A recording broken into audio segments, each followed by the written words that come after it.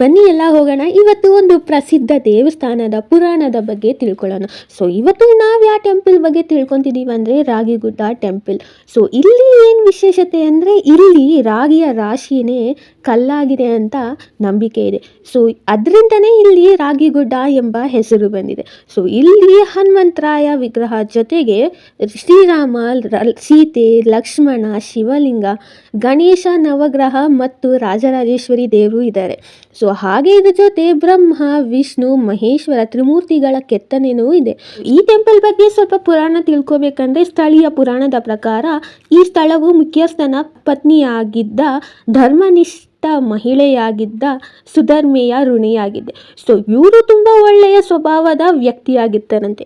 So ಒಂದಿನ ತ್ರಿಮೂರ್ತಿಗಳು ಏನು ಮಾಡ್ತಾರಂತೆ, ಸಂದರ್ಶಕರ ರೂಪದಲ್ಲಿ ಬಂದು ಭಿಕ್ಷೆ ಕೇಳ್ತಾರೆ. ಸೊ ಇವ್ರು ಏನು ಮಾಡ್ತಾರೆ, ಅಲ್ಲಿ ಹೊಸದಾಗಿ ಕೊಯ್ದಿಟ್ಟಿದ್ದ ರಾಗಿನೇ ಅವರಿಗೆ ದಾನವಾಗಿ ನೀಡ್ತಾರೆ. ಸೊ ಇದನ್ನ ನೋಡಿ ಅವ್ರ ಅತ್ತೆನು ನಿರಾಕರಿಸ್ತಾರೆ, ಮತ್ತೆ ಅದನ್ನೆಲ್ಲ ಹಿಂದಕ್ಕೆ ತಗೋಬೇಕು ಅಂತ ಹೇಳ್ತಾರೆ. ಇದು ಆ್ಯಕ್ಚುಲಿ ಅಪವಿತ್ರ ಕಾರ್ಯವಾಗಿದೆ. ಸಂದರ್ಶಕರಿಗೆ ಭಿಕ್ಷೆ ಬೇಡ ಅಂದರೆ ಅವ್ರಿಗೆ ರಾಗಿನೇ ಅಗತ್ಯವಿಲ್ಲ ಎಂದು ಹೇಳ್ತಾರೆ. ಸೊ ಈ ರಾಗಿನೇ ಬೆಟ್ಟ ಆಗುತ್ತೆ. ಕೊನೆಯಲ್ಲಿ ತ್ರಿಮೂರ್ತಿಗಳು ತನ್ನ ನಿಜವಾದ ಸ್ವರೂಪವನ್ನು ತೋರಿಸ್ತಾರೆ. ಸೊ ಆಮೇಲೆ ಏನಾಗುತ್ತಂದರೆ ಪವಿತ್ರ ತ್ರಿಮೂರ್ತಿಗಳು ಬೆಟ್ಟದ ಬಳಿ ಉಳಿಯಬೇಕೆಂದು ಅವರು ಇಚ್ಛಿಸುತ್ತಾರೆ. ಅದಕ್ಕೆ ನೀವು ನೋಡಿರ್ಬೋದಲ್ಲ, ತ್ರಿಮೂರ್ತಿಗಳು ಅಲ್ಲೇ ಇದ್ದಾರೆ. ಸೊ ಈ ಪುಟಾಣಿ ಕತೆ ನಿಮಗೆ ಇಷ್ಟ ಆಗಿದೆ ನನ್ನ ಲೈಕ್ ಮಾಡಿ, ಶೇರ್ ಮಾಡಿ, ಕಮೆಂಟ್ ಮಾಡಿ ಅಂತ ಹೇಳ್ತಾ tata bye bye, see you.